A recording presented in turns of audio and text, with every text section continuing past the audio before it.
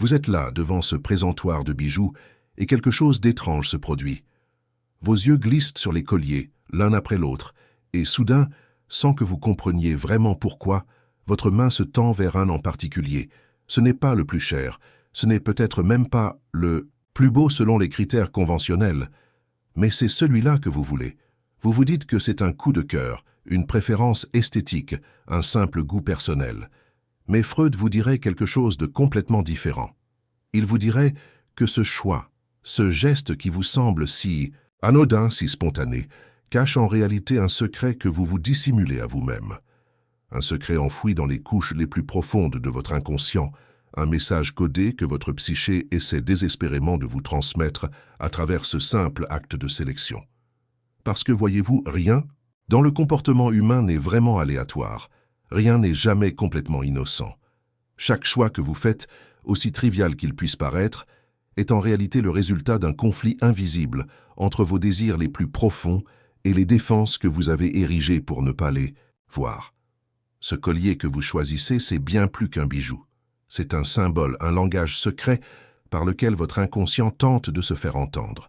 Si vous êtes arrivé jusqu'ici, c'est que quelque chose en vous reconnaît qu'il y a plus à comprendre sur vos propres choix, sur ces décisions que vous prenez sans même réaliser qu'elles parlent de vous d'une manière que vous n'avez jamais explorée. Cette chaîne existe précisément pour vous accompagner dans ce voyage de découverte intérieure, à travers le prisme de la psychanalyse freudienne. Chaque semaine, je vous apporte de nouvelles vidéos qui explorent les mystères de la psyché humaine, ces mécanismes cachés qui déterminent pourquoi vous faites ce que vous faites, pourquoi vous choisissez ce que vous choisissez. Si vous vous abonnez à cette chaîne et activez les notifications, vous ne manquerez aucun insight qui pourrait illuminer le prochain pas de votre transformation personnelle. Parce que comprendre ces processus inconscients, c'est commencer à reprendre le contrôle de votre propre vie, à ne plus être simplement le jouet de force que vous ne comprenez pas. Vous n'êtes pas seul dans cette quête. Alors, reprenons. Quand Freud parlait de l'inconscient, il ne parlait pas d'une simple zone floue de notre esprit où s'accumulent des souvenirs oubliés. Non, il parlait d'un véritable théâtre intérieur, un lieu bouillonnant de désirs refoulés, de peurs inavouées, de conflits non résolus qui continuent à vivre en nous et à influencer chacune de nos actions, même les plus banales. Votre choix de collier, c'est une de ces actions. Vous pensez choisir en fonction de la couleur, de la forme, de la longueur de la chaîne, mais en réalité, ce qui guide votre main vers ce bijou plutôt qu'un autre, c'est un réseau complexe d'associations symboliques que vous ne percevez pas consciemment. Ce collier long qui tombe sur votre poitrine, pourquoi l'avez-vous choisi? Peut-être parce qu'il vous donne un sentiment de protection, comme si quelque chose enveloppait votre cœur.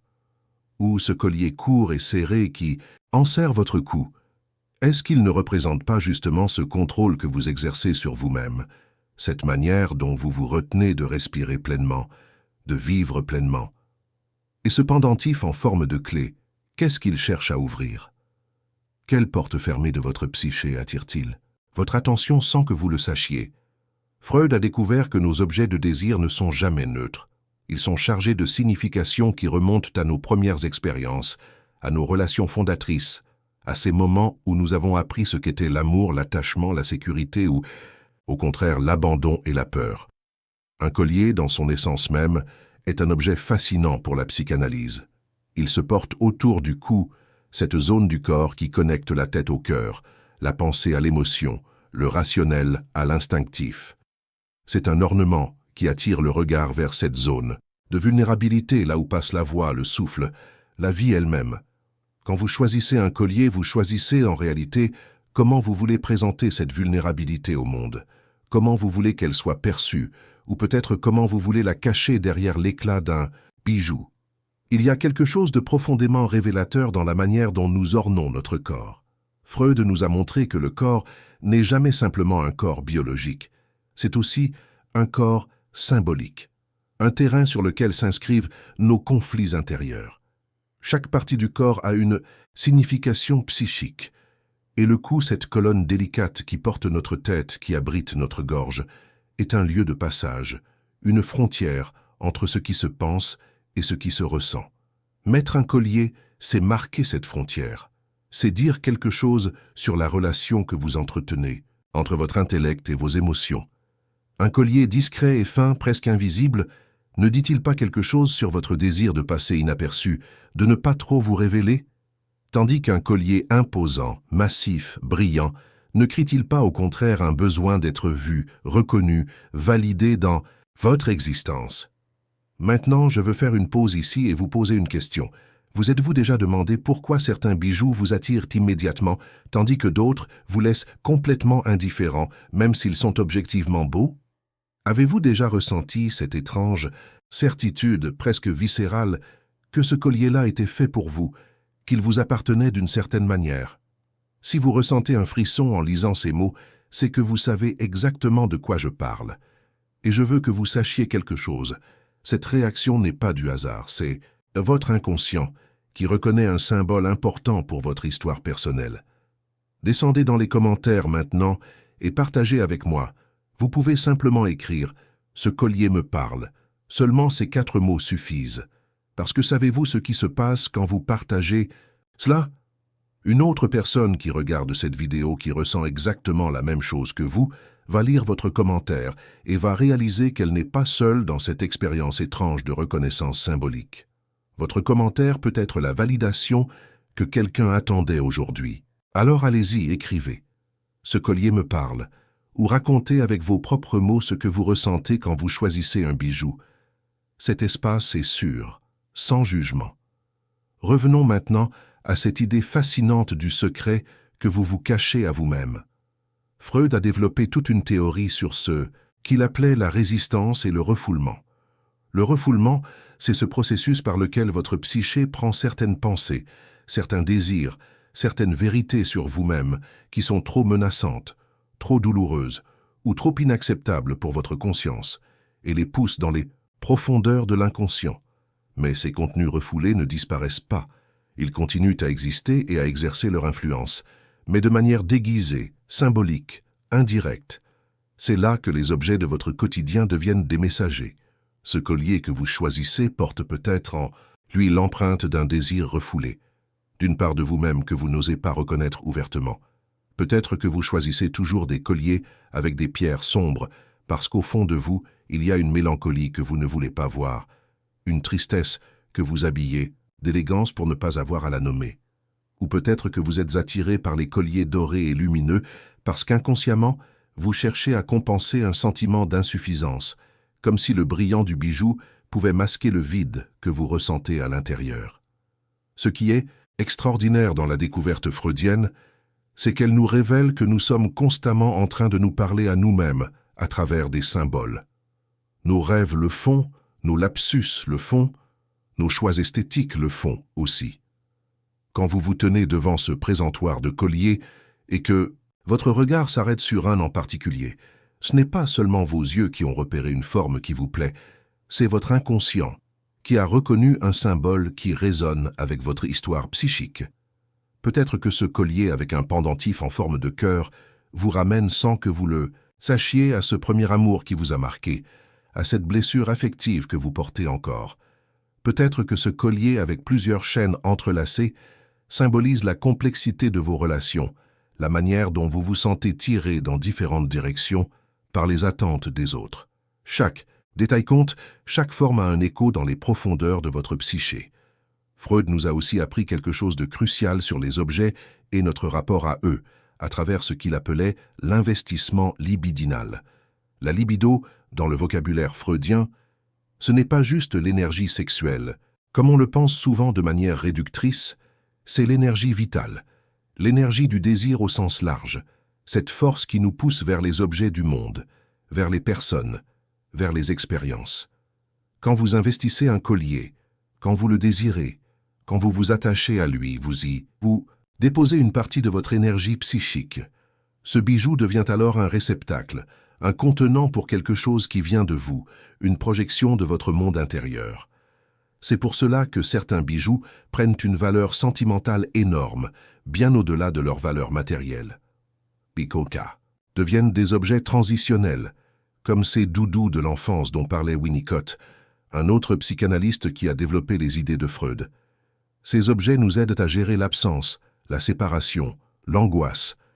Votre collier préféré, celui que vous portez dans les moments difficiles, n'est-il pas justement un de ces objets qui vous rassurent, qui vous donnent un sentiment de continuité de vous-même? Il y a aussi cette dimension fascinante du regard de l'autre dans le choix d'un bijou.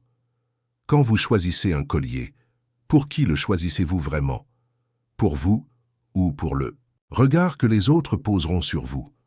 Freud a montré comment notre identité se construit toujours en relation avec le regard de l'autre, comment nous intériorisons ce regard au point qu'il devient une partie de nous-mêmes.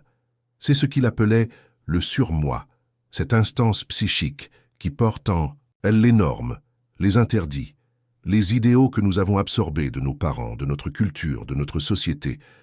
Quand vous choisissez un collier sobre et discret, est-ce vraiment votre goût personnel ou est-ce la voix intériorisée d'une mère qui vous disait qu'il ne faut pas attirer l'attention, qu'il faut rester dans la mesure, qu'il ne faut pas être vulgaire? Et inversement, quand vous choisissez un collier audacieux et provoquant, n'est-ce pas parfois une forme de rébellion contre cette voix intérieure, une manière de dire « je refuse d'être invisible, je refuse de me conformer à ce qu'on attend de moi ». Cette tension entre le désir personnel et la norme intériorisée traverse tous nos choix, même les plus insignifiants en apparence. Et c'est précisément parce que ces choix semblent insignifiants que l'inconscient peut s'y exprimer plus librement. Quand vous achetez une maison ou choisissez une carrière, votre conscience est en alerte maximale. Elle pèse le pour et le contre, elle rationalise. Mais quand vous choisissez un collier, votre vigilance consciente se relâche. Vous pensez que ça n'a pas vraiment d'importance, et c'est exactement à ce moment-là que l'inconscient peut glisser son message. C'est ce que Freud appelait les actes manqués, ou les actes symptomatiques, ces petits gestes qui semblent anodins, mais qui sont en réalité chargés de sens. Votre choix de collier est un de ces actes symptomatiques, une fenêtre ouverte sur votre monde intérieur, si vous savez comment la lire. Pensez aussi à la matière même du collier. L'or, l'argent, le cuivre, les perles, les pierres, chaque matériau porte sa propre symbolique. L'or a toujours été associé au soleil, au divin, à ce qui ne se corrompt pas. Choisir un collier en or, n'est-ce pas exprimer un désir d'incorruptibilité, de permanence, une manière de conjurer la peur de la dégradation et de la mort? L'argent, plus froid, plus lunaire, évoque la féminité, le mystère, la nuit. Les perles, formées dans le secret des huîtres, sont des symboles de transformation, de la manière dont quelque chose de beau peut naître d'une irritation, d'une blessure. Si vous êtes attiré par les perles, peut-être que inconsciemment vous reconnaissez votre propre capacité à transformer vos souffrances en quelque chose de précieux. Les pierres naturelles, brutes ou polies, ramènent à la terre, à l'authenticité, à quelque chose de primordial. Leur choix peut révéler un besoin de vous reconnecter à une essence que vous sentez avoir perdue dans le tourbillon de la vie moderne. Et puis, il y a la question du nombre. Choisissez-vous un collier unique, solitaire, ou préférez-vous en porter plusieurs à la fois, superposés? Cette préférence aussi parle de vous. Le collier unique peut symboliser une recherche de simplicité, d'unité, peut-être même un désir de ne pas être divisé, fragmenté. Les colliers multiples, au contraire, peuvent exprimer une reconnaissance de votre propre multiplicité, du fait que vous êtes composé de plusieurs parts, de plusieurs identités qui coexistent. Freud nous a enseigné que la psyché n'est pas une unité simple, mais une structure complexe, divisée entre le ça, le moi et le surmoi, traversée de conflits internes. Porter plusieurs colliers, c'est peut-être une manière de symboliser cette pluralité intérieure, de dire « je ne suis pas qu'une seule chose, je suis multiple », et c'est acceptable. Il faut aussi parler de cette étrange attirance que nous pouvons avoir pour certains symboles sans savoir pourquoi. Une encre, une croix, un arbre de vie, une lune, un serpent, chaque symbole a traversé des millénaires d'histoire humaine en accumulant des couches de signification. Freud parlait des symboles universels, ces images qui apparaissent dans les rêves de personnes de cultures différentes, avec des significations similaires, parce qu'elles touchent à des expériences humaines fondamentales. Jung, un disciple de Freud qui a ensuite développé sa propre approche, a beaucoup travaillé sur ces archétypes universels. Quand vous choisissez un collier avec un symbole particulier, vous entrez en résonance avec ces couches de signification collective, mais Vous y ajoutez aussi votre propre histoire personnelle. Ce serpent sur votre pendentif, pour vous, représente-t-il la tentation, la transformation, la guérison, ou quelque chose de complètement unique à votre expérience? La réponse est cachée dans vos associations personnelles, dans les souvenirs et les émotions que ce symbole éveille en vous. Ce qui est troublant, c'est que nous pouvons être attirés par des symboles qui représentent exactement ce que nous refoulons. Une personne qui a peur de sa propre puissance intérieure peut être fascinée par des bijoux représentant des lions ou des dragons, comme si l'inconscient cherchait à ramener à la conscience cette force refusée.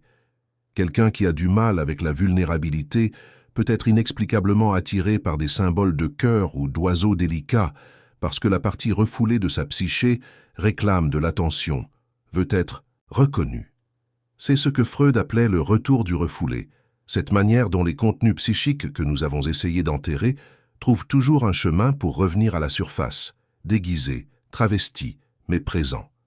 Votre relation aux bijoux révèle aussi votre relation à la féminité et à la masculinité, ces constructions psychiques complexes qui vont bien au-delà du simple biologique.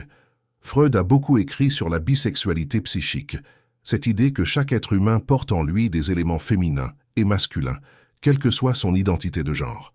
Les bijoux, historiquement et culturellement, ont souvent été associés au féminin, à la parure, à la séduction. Mais cette association elle-même est le résultat de constructions sociales qui ont influencé notre psyché. Quand un homme choisit de porter un collier, il transgresse quelque chose, il défie une norme intériorisée. Qu'est-ce que ce geste dit de son rapport à sa propre part féminine?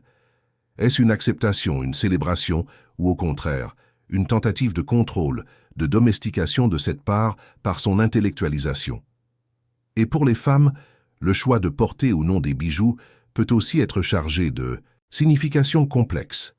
Refuser les bijoux peut être une manière de rejeter les attentes sociales de féminité, tandis que les porteurs peut être soit une soumission à ces attentes, soit une réappropriation créative et subversive de codes imposés. Il y a aussi cette dimension temporelle fascinante. Certains colliers vous suivent pendant des années. Ils traversent les époques de votre vie. Ils sont témoins de vos transformations. D'autres ne durent qu'un moment. Vous vous en lassez rapidement. Ils finissent oubliés au fond d'une boîte. Cette durée, cette permanence ou cette fugacité révèlent quelque chose sur ce que le collier symbolisait. Les bijoux qui restent sont souvent ceux qui touchent à quelque chose de stable dans votre identité, un noyau qui persiste malgré les changements. Ceux qui passent vite représentaient peut-être des aspects de vous que vous êtes en train de dépasser, des identifications temporaires qui ne correspondaient pas vraiment à qui vous êtes au plus profond. Freud nous a montré que le développement psychique est un processus de construction et de déconstruction constant, où nous devons parfois abandonner d'anciennes identifications pour en former de nouvelles, plus authentiques. Et parlons maintenant de ce moment précis du choix, ce moment où vous êtes devant plusieurs options et que vous devez décider. Ce moment est riche d'enseignements sur votre fonctionnement psychique. Êtes-vous quelqu'un qui choisit rapidement, par coup de foudre, en suivant une intuition immédiate? Ou au contraire, êtes-vous quelqu'un qui hésite longuement, qui compare, qui pèse, qui rationalise? Ces deux manières de choisir reflètent votre rapport au contrôle et à l'abandon. Le choix intuitif rapide suppose une capacité à faire confiance à votre inconscient, à le laisser vous guider. Le choix rationnel prolongé révèle peut-être une méfiance envers vos impulsions, un besoin de garder le contrôle, une peur de ce qui pourrait émerger si vous laissiez votre inconscient s'exprimer librement. Aucune de ces deux approches n'est meilleure que l'autre. Elles sont simplement différentes stratégies psychiques que nous avons développées pour naviguer dans un monde qui nous demande constamment de choisir. Freud a aussi découvert l'importance de ce qu'il appelait la compulsion de répétition. Nous avons tendance à répéter inlassablement les mêmes schémas, même quand ils nous font souffrir, parce que ces schémas sont familiers. Et la familiarité, même douloureuse, est rassurante pour la psyché. Regardez vos choix de bijoux au fil du temps. Y a-t-il un pattern? Choisissez-vous toujours le même type de collier, la même couleur, la même forme? Cette répétition n'est pas innocente. Elle signale que quelque chose en vous n'a pas été résolu, qu'un conflit interne continue de tourner en boucle, cherchant désespérément une issue.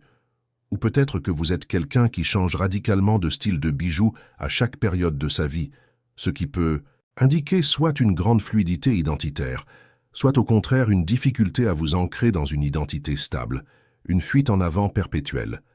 Ce qui est profondément libérateur dans l'approche psychanalytique, c'est qu'elle ne juge jamais. Freud n'est pas là pour vous dire que votre choix est bon ou mauvais, sain ou malsain. Il est là pour vous aider à comprendre d'où vient ce choix, quelle force inconsciente le détermine, quel message votre psyché essaie de vous transmettre. Cette compréhension est le début de la liberté. Parce que tant que vous ne savez pas pourquoi vous faites ce que vous faites, vous êtes prisonnier de patterns inconscients. Mais dès que vous commencez à voir ces patterns, à les comprendre, à les nommer, vous créez un espace de choix véritable. Vous n'êtes plus simplement agi par votre inconscient, vous devenez capable de dialoguer avec lui, de négocier, de décider consciemment ce que vous voulez garder et ce que vous voulez transformer. Le secret que vous vous cachez à vous-même, celui que Freud révèle à travers votre choix de collier, c'est finalement celui de votre désir le plus authentique.